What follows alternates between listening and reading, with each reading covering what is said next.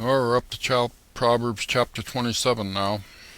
Follow along as we read chapter 27.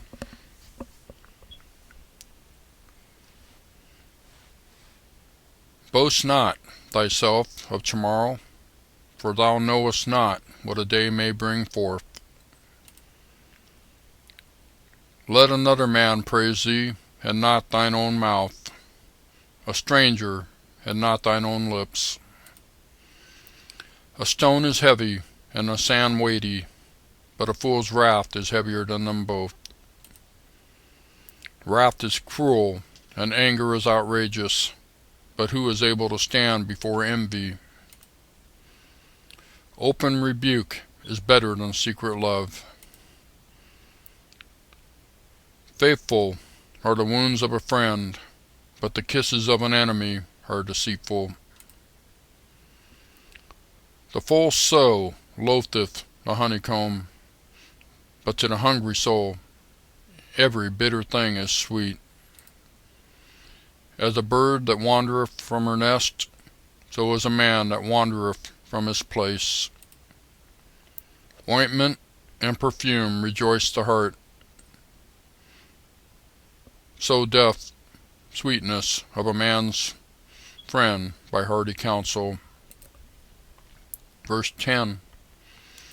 Thine own friend and thy father's friend forsake not, neither go into thy brother's house in the day of thy calamity. For better is a neighbor that is near than a brother far off. My son, be wise and make my heart glad, that I may answer him that reproacheth me. A prudent man foreseeth the evil, and hideth himself, but the simple pass on and are punished. Verse 13. Take his garment that is surety for a stranger, and take a pledge of him for a strange woman. He that blesseth his friends with a loud voice, rising early in the morning, it shall be counted as a curse to him. Verse 15. A continual dropping in a very rainy day, and a contentious woman are alike. Whosoever hideth her hideth the wind, and the ointment of his right hand, which bewrayeth itself.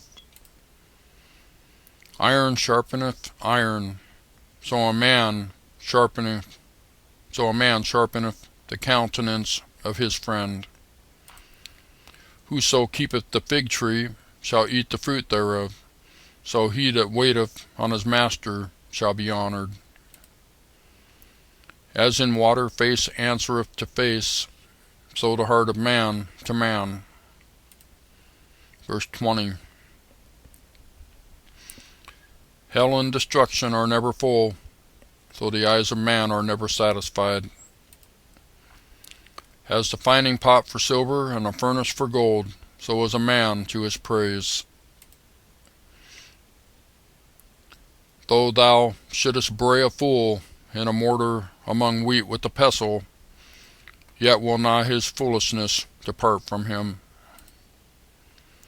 Be thou diligent to know the state of thy flocks, and look well to thy herds. For riches are not forever, and doth the crown endure to every generation? The hay appeareth, and the tender grass showeth itself, and herbs of the mountains are gathered.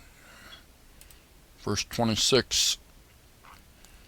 The lambs are for thy clothing, and the goats are the price of the field. And thou shalt have goat's milk enough for thy food, for the food of thy household, and for the maintenance for thy maidens. Well, that's the end of chapter 27. Thanks for watching.